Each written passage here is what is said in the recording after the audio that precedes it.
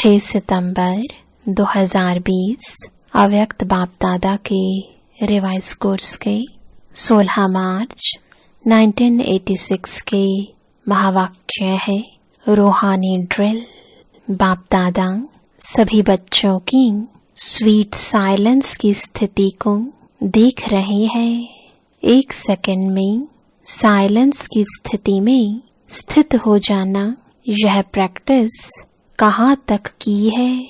इस स्थिति में जब चाहे तब स्थित हो सकते हैं। वह समय लगता है क्योंकि अनादि स्वरूप स्वीट साइलेंस है। आदि स्वरूप आवाज में आने का है, लेकिन अनादि अविनाशी संस्कार साइलेंस है। तो अपने अनादि संस्कार, अनादि स्वरूप को, अनादि स्वभाव को जानते हुए जब चाहो तब उस स्वरूप में स्थित हो सकते हो। 84 जन्म आवाज में आने के हैं, इसलिए सदा अभ्यास आवाज में आने का है। लेकिन अनादि स्वरूप और फिर इस समय चक्र पूरा होने के कारण वापस साइलेंस होम में जाना है। अब घर जाने का समय समीप है। अब आदि मध्य अंत तीनों ही काल का पाठ समाप्त कर अपने अनादि स्वरूप, अनादि स्थिति में स्थित होने का समय है। इसलिए इस समय यही अभ्यास ज्यादा आवश्यक है। अपने आप को चेक करो कि कर्मेंद्रिय जीत बने हैं। आवाज में नहीं आनी चाहिए तो यह मुख का आवाज अपनी तरफ खींचता तो नहीं है। इसी को ही रूहानी ड्रिल कहा जाता है। जैसे वर्तमान समय के प्रमाण शरीर के लिए सर्व बीमारियों का इलाज एक्सरसाइज सिखाते हैं, तो इस समय आत्मा को शक्तिशाली बनाने के लिए यह रूहानी एक्सरसाइज का अभ्यास चाहिए। चारों ओर कैसा भी वातावरण हो, हलचल हो, लेकिन आवाज में रहते आवाज से परे स्थिति का अभ्यास अभी बहुत काल का चाहिए।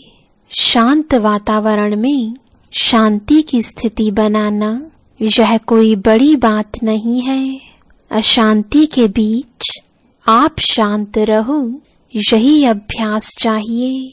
ऐसा अभ्यास जानते हो, चाहे अपनी कमजोरियों की हलचल हो, संस्कारों के व्यर्थ संकल्पों की हलचल हो, ऐसी हलचल के समय स्वयं को अचल बना सकते हो। वह टाइम लग जाता है, क्योंकि टाइम लगना यह कभी भी धोखा दे सकता है। समाप्ति के समय में ज्यादा समय नहीं मिलना है। फाइनल रिजल्ट का पेपर कुछ सेकंड और मिनटों का ही होना है, लेकिन चारों ओर की हलचल के वातावरण में अचल रहने पर ही नंबर मिलना है। अगर बहुत काल हलचल की स्थिति से अचल बनने में समय लगने का अभ्यास होगा, तो समाप्ति के समय क्या रिजल्ट होगी। इसलिए यह रूहानी एक्सरसाइज का अभ्यास करो। मन को जहां और जितना समय स्थित करने चाहे उतना समय वहां स्थित कर सको। फाइनल पेपर है बहुत ही सहज, और पहले से ही बता देते हैं कि यह पेपर आना है, लेकिन नंबर बहुत थोड़े समय में मिलना है। स्टेज भी पावरफुल हो। देह के संबंध, देह संस्कार, व्यक्ति या वैभव, वाइब्रेशन, वायुमंडल सब होते हुए भी आकर्षित ना करें। इसी को ही कहते हैं नष्टो मोहा स्मृति स्वरूप। तो ऐसी प्रैक्टिस है। लोग चिल्लाते रहें और आप अचल रहो। प्रकृति भी माया भी सब लास्ट दांव लगाने लिए अपने तरफ कितना भी खींचे, लेकिन आप न्यारे और बाप के प्यारे बनने की स्थिति में लवलीन रहो। इसको कहा जाता देखते हुए न देखो, सुनते हुए न सुनो, ऐसा अभ्यास हो। इसी को ही स्वीट साइलेंस स्वरूप की स्थिति कहा जाता है। फिर भी बाप दादा समय दे रहा है। अगर कोई भी कमी है तो अब भी भर सकते हो, क्योंकि बहुत काल का हिसाब सुनाया तो अभी थोड़ा चांस है। इसलिए इस प्रैक्टिस की तरफ फुल अटेंशन रखो। पास विद ऑनर बनना या पास होना, यह आधार इसी अभ्यास पर है। ऐसा अभ्यास है, समय की घंटी बजे तो तैयार होंगे, या भी सोचते हो तैयार होना है। इसी अभ्यास के कारण अष्टरत्नों की माला विशेष छोटी बनी है, बहुत थोड़े टाइम की है, जिसे आप लोग कहते हो ना, सेकंड में मुक्ति व जीवन मुक्ति का वर्षा लेना सभी का अधिकार है। तो समाप्ति के समय भी नंबर मिलना थोड़े समय की बात है, लेकिन जरा भी हलचल ना हो। बस बिंदी कहा और बिंदी में टिक जाए, बिंदी हिले नहीं। ऐसे नहीं कि उस समय अभ्यास करना शुरू करो, मैं आत्मा हूँ, मैं आत्मा हूँ, यह नहीं चलेगा। क्योंकि सुनाया वार भी चारों ओर का होगा। लास्ट ट्रायल सब करेंगे।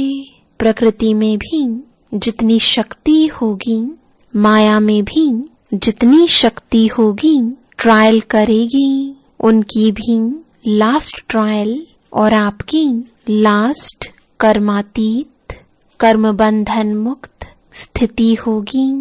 दोनों तरफ की बहुत पावरफुल सीन होगी। वह भी फुल फोर्स, यह भी फुल फोर्स, लेकिन सेकंड की विजय, विजय के नगाड़े बजाएगी। समझा? लास्ट पेपर क्या है? सब शुभ संकल्प तो यही रखते भी हैं और रखना भी है कि नंबर 1 आना ही है। तो जब चारों ओर की बातों में विन होंगे तभी 1 आएंगे। अगर एक बात में जरा भी व्यर्थ संकल्प, व्यर्थ समय लग गया तो नंबर पीछे हो जाएगा। इसलिए सब चेक करो, चारों ही तरफ चेक करो।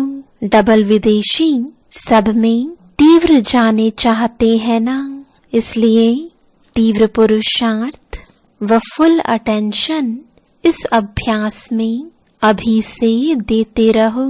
समझा? क्वेश्चन को भी जानते हो और टाइम को भी जानते हो, फिर तो सब पास होने चाहिए। अगर पहले से क्वेश्चन का पता होता है तो तैयारी कर लेते हैं, फिर पास हो जाते हैं।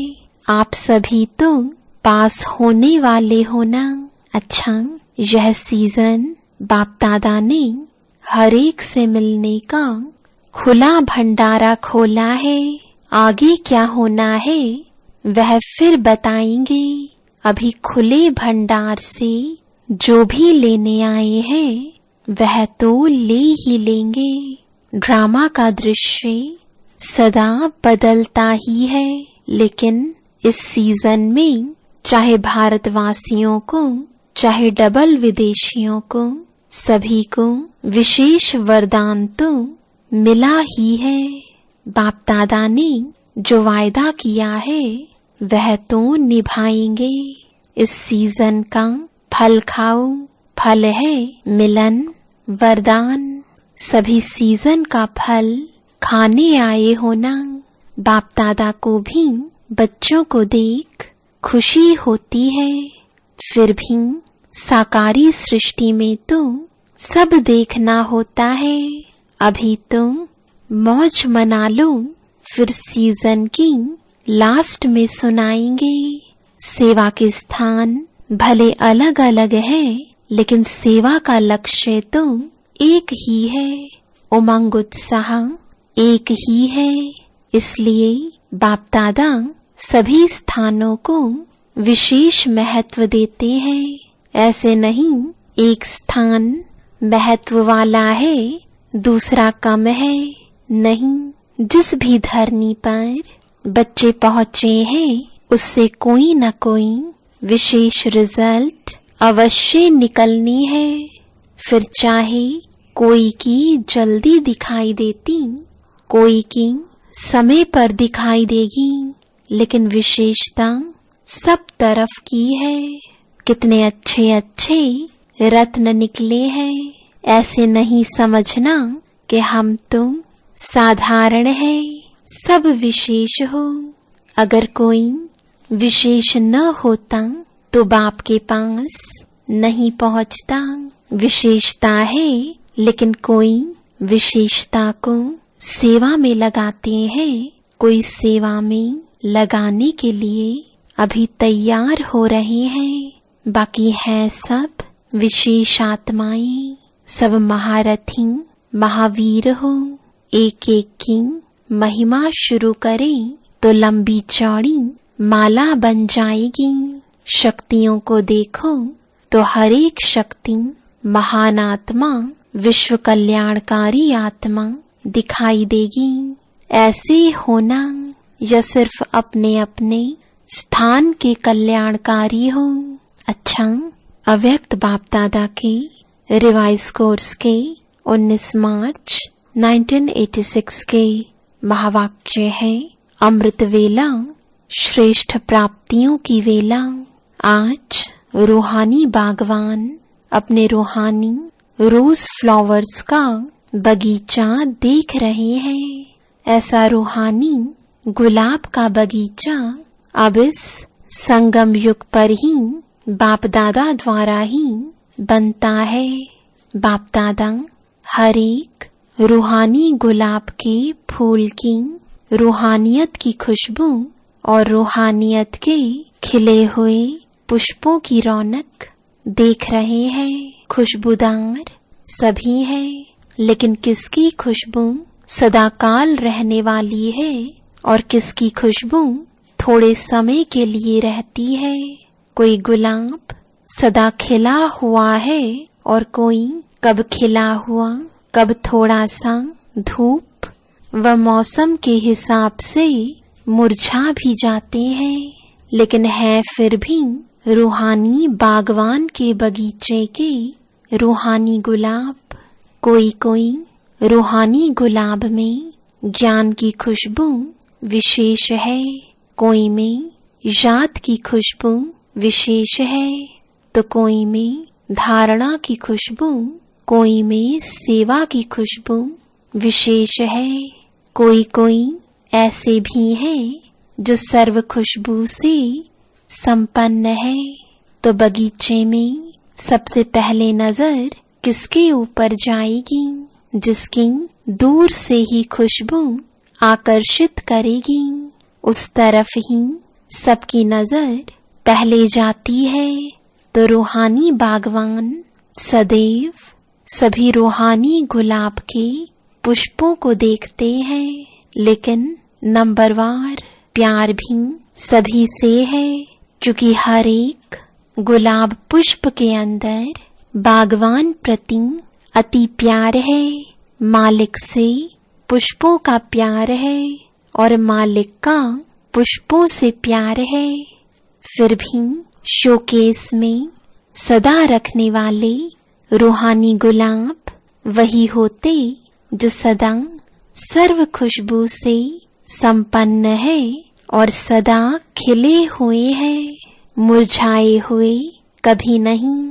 रोज अमृत वेले बाप दादा स्नेह और शक्ति की विशेष पालना से सभी रूहानी गुलाब के पुष्पों से मिलन मनाते हैं।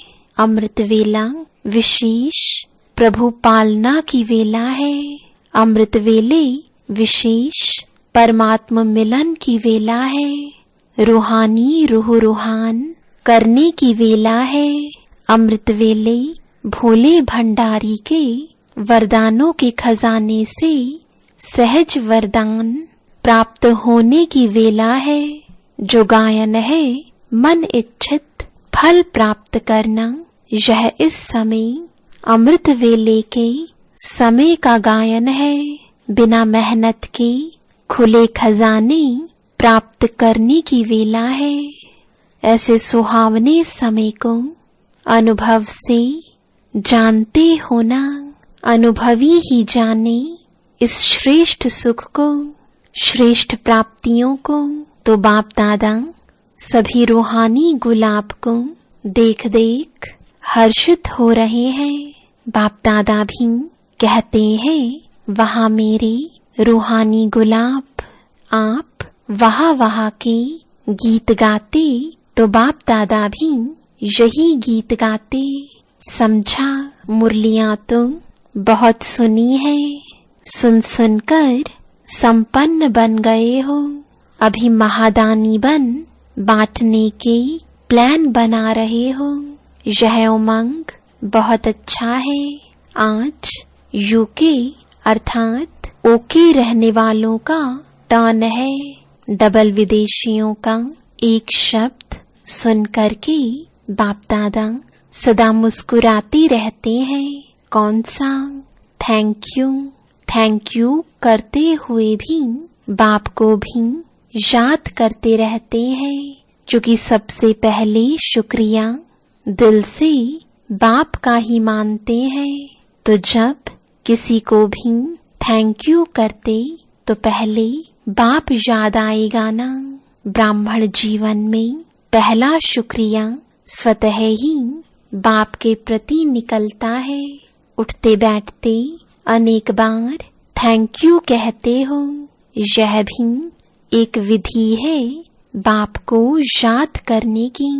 यूके वाले सर्व भिन्न भिन्न हद की शक्तियों वालों को मिलाने के निमित्त बने हुए होना।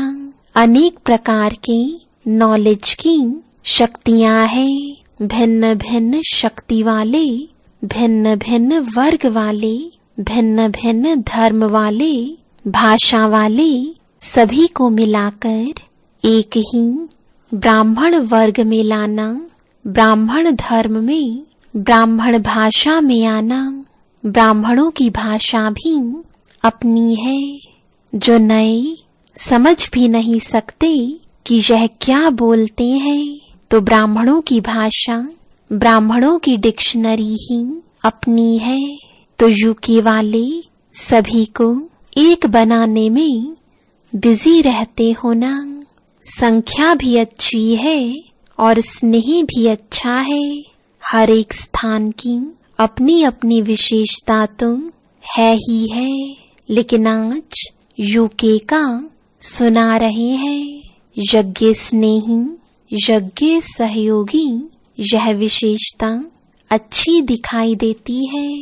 हर कदम पर पहले यज्ञ अर्थात मधुबन का हिस्सा निकालने में अच्छे नंबर में जा रहे हैं।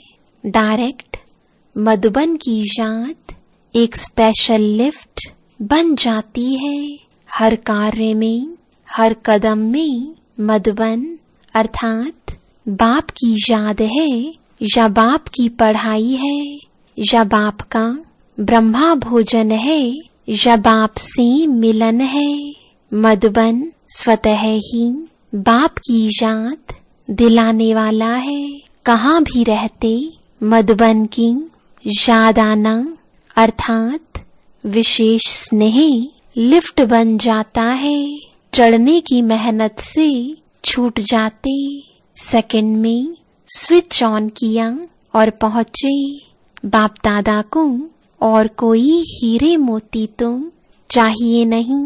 बाप को स्नेह की छोटी वस्तु ही हीरे रत्न है। इसलिए सुदामा के कच्चे चावल गाए हुए हैं। इसका भाव अर्थ यही है कि स्नेह की छोटी सी सुई में भी मधुबन याद आता है तो वह भी बहुत बड़ा अमूल्य रत्न है, क्योंकि स्नेह का दाम है। वैल्यू स्नेह की है, चीज की नहीं। अगर कोई वैसे ही भल कितना भी दे देवे, लेकिन स्नेह नहीं तो उसका जमा नहीं होता। और स्नेह से थोड़ा भी जमा करे तो उनका पदम जमा हो जाता है। तो बाप को स्नेह पसंद है। तो यूके वालों की विशेषता यज्ञ स्नेही, यज्ञ सहयोगी आदि से रहे हैं। यही सहज योग भी है। सहयोग सहज योग है। सहयोग का संकल्प आने से भी याद तो बाप की रहेगी ना। तो सहयोगी सहज योगी स्वतः ही बन जाते हैं। योग बाप से होता मधुबन अर्थात बाप दादा से। तो सहयोगी बनने वाले भी सहज योग की सब्जेक्ट में अच्छे नंबर ले लेते हैं। दिल का सहयोग बाप को प्रिय है, इसलिए यहाँ यादगार भी दिलवाला मंदिर बनाया है। तो दिलवाला बाप को दिल का स्नेह, दिल का सहयोग ही प्रिय है। छोटी दिल वाले छोटा सौदा कर खुश हो जाते और बड़ी दिल वाले बेहद का सौदा करते हैं। फाउंडेशन बड़ी दिल है तो विस्तार भी बड़ा हो रहा है। जैसे कई जगह पर वृक्ष देखे होंगे तो वृक्ष की शाखाएं भी तना बन जाती हैं। तो यूके के फाउंडेशन से तना निकला, शाखाएं निकली। अब वह शाखाएं भी तना बन गईं।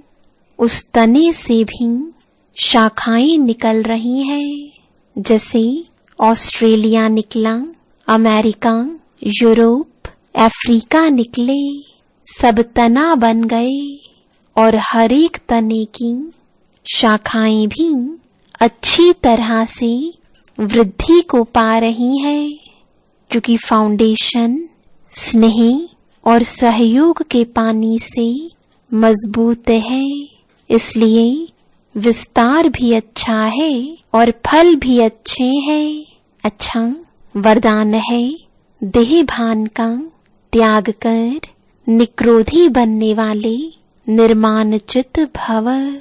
जो बच्चे देह भान का त्याग करते हैं उन्हें कभी भी क्रोध नहीं आ सकता, क्योंकि क्रोध आने के दो कारण होते हैं।